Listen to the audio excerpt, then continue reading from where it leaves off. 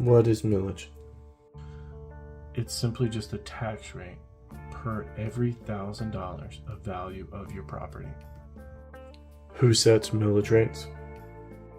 Taxing authorities, and that would be the county governments, like a city or town, the schools, the water management districts, anything like that. What these guys do is they set a budget and then they figure out the millage rate to come up with the money, essentially, and that's how they fund the budget and everything they need for the county. When are millage rates set? So they all start budgeting in June.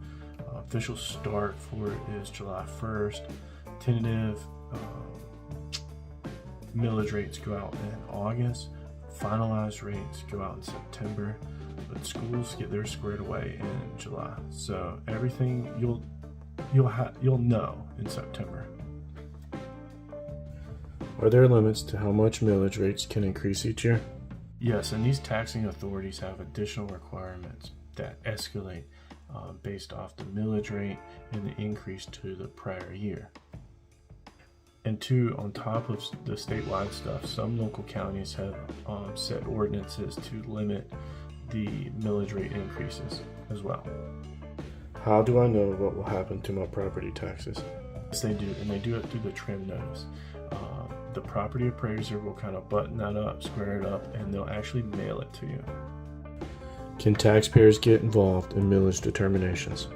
Yes, taxpayers can take part in the public hearings that happen in September, and it's when they're doing their tentative budget and discussing millage rates and everything like that. And those public hearings will be in the trim notice. And the trim notice the property appraiser will send out before August 25th. What is the role of my county's property appraiser?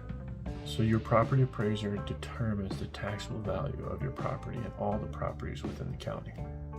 They also approve and maintain all exemptions and property classifications, and of course preparing and sending out the trim notice. But they do not set the millage rates. How to calculate millage rate?